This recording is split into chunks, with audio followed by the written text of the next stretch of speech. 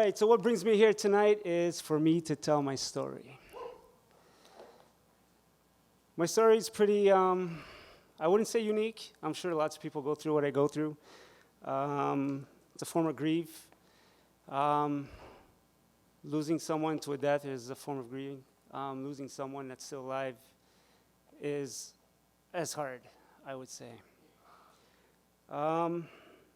Something that's brought me here today is basically something I'd like to talk about as well as Life Lab.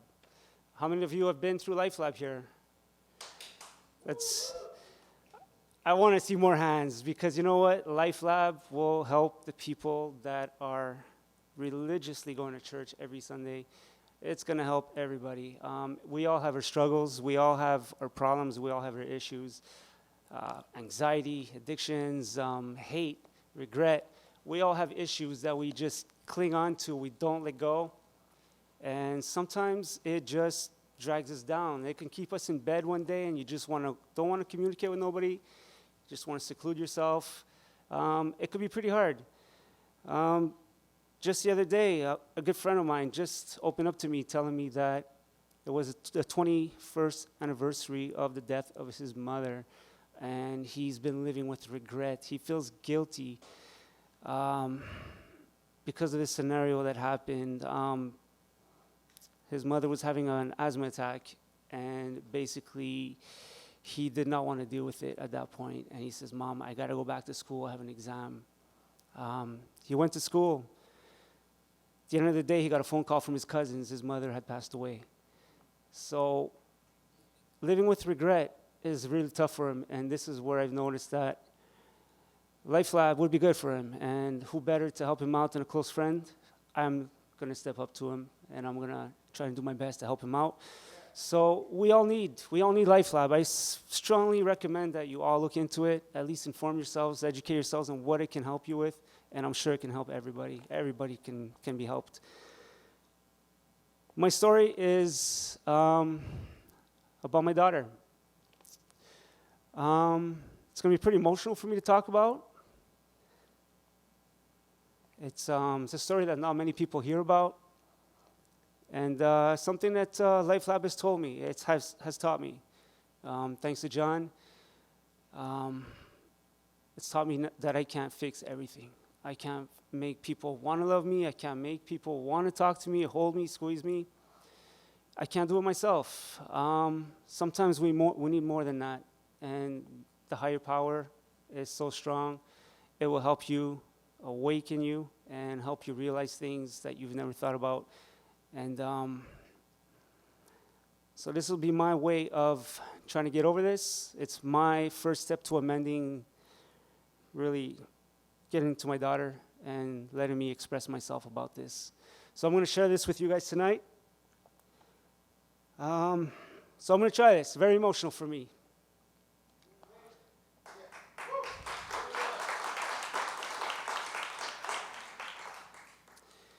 So I call this a letter to my daughter. Dear Danica Sky, I heard you have a boyfriend now. He must be really cool. I heard you're a baseball pro now. You want to play ball? Mom says she's found God now. Wow, that's amazing. We had a crazy bond. You remember? Washing you in the tub as a baby, drying your hair, combing your hair. I used to make the wildest pigtails to send you off to daycare.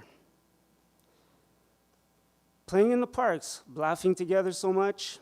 I used to read you stories at night to put you to bed every night. I miss those nights.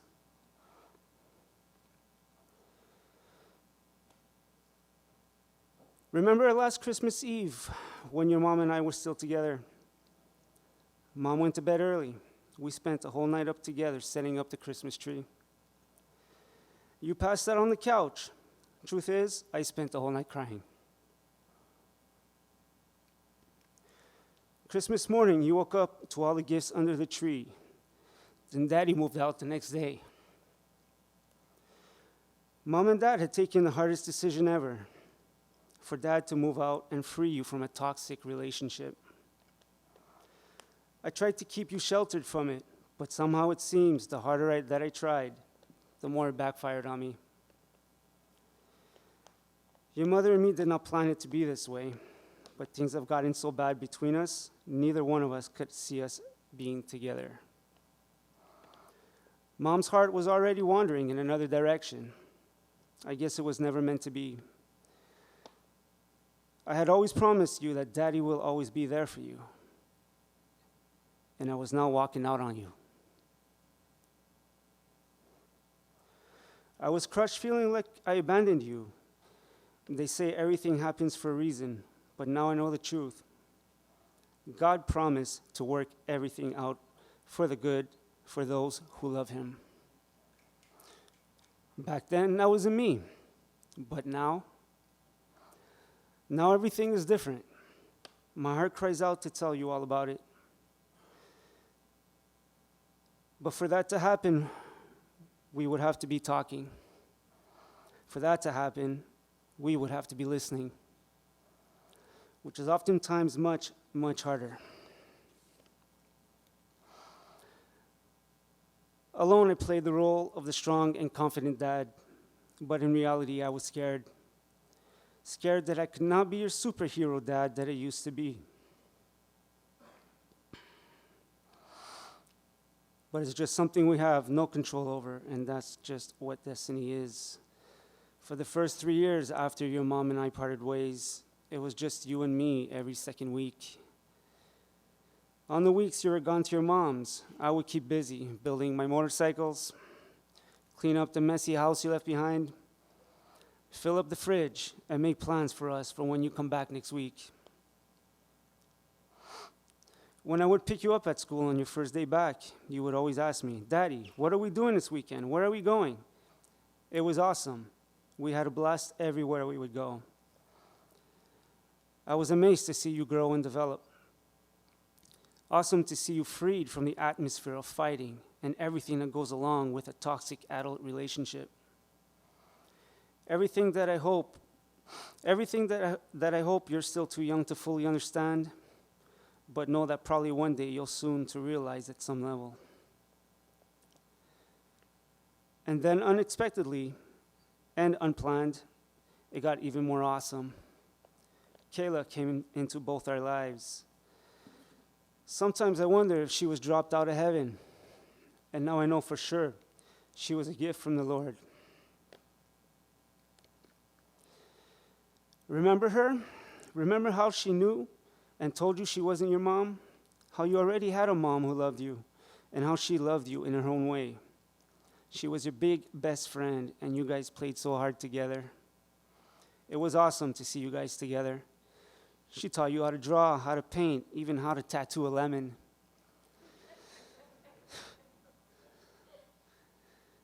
She taught you how to work out, how to kayak, and how to roller skate. You guys even got kicked out of the malls for roller skating in it. It was awesome.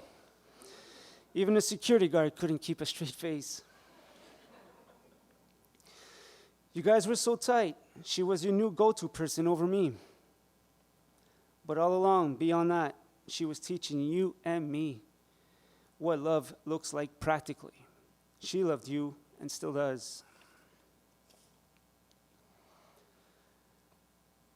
Remember when Kayla and I got married in December 2019? It was a true fantasy wedding. You were the most beautiful flower girl ever. It was your dream to be part of a wedding. You thought you would never be in one yourself. It was all our dreams come true. Then Christmas Day. Remember Christmas? Remember Christmas we on top of the tree? We sang, "Oh, Christmas we," while inhaling helium. We had tears in our eyes. It was so funny. But what happened after that day?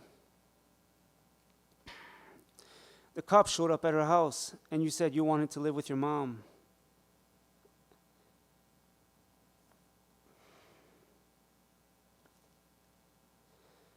Sorry, guys. This is the hard part.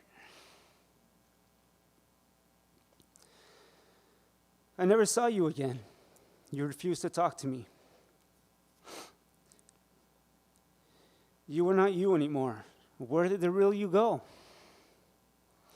I thought it's because you were in high school. I wish I knew what you really felt inside. It's been almost 2 years since I haven't seen you or heard your voice.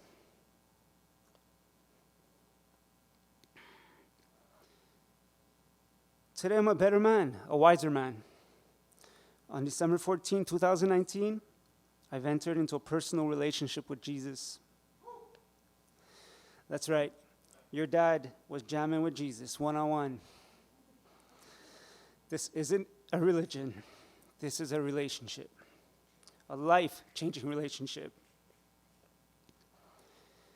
We've been hanging out a lot, me and Jesus, one-on-one. He's taught me so much. He's transformed me so much. And I still have a long way to go. And he still has a lot of work to do. But it's happening, and it's awesome. I've been going to church now for over 1.5 years. They've become family to Kayla and I. I wish you could meet them. You've loved them so much. I met this pastor. His name is John. He's a pretty funny guy. He introduced this program called Life Lab to me. It made me realize that I can't fix the world's problems, not even all mine. Not alone. But he showed me who can, and I'd love to tell you all about it. Now I'm sitting, just reminiscing, looking at your baby pictures. It just trips me out to see how much you've grown.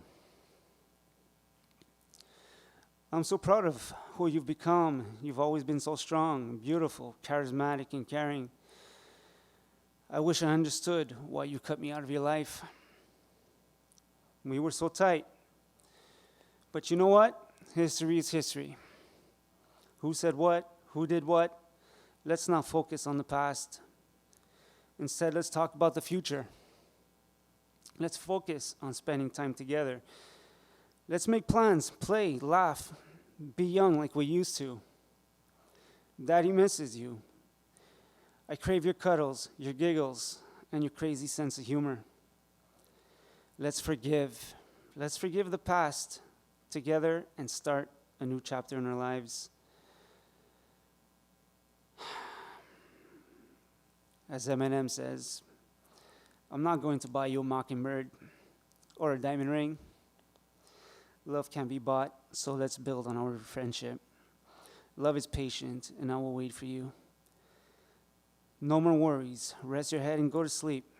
Maybe one day we'll wake up, and this will just be a dream. I will always be there for you. Love, Dad.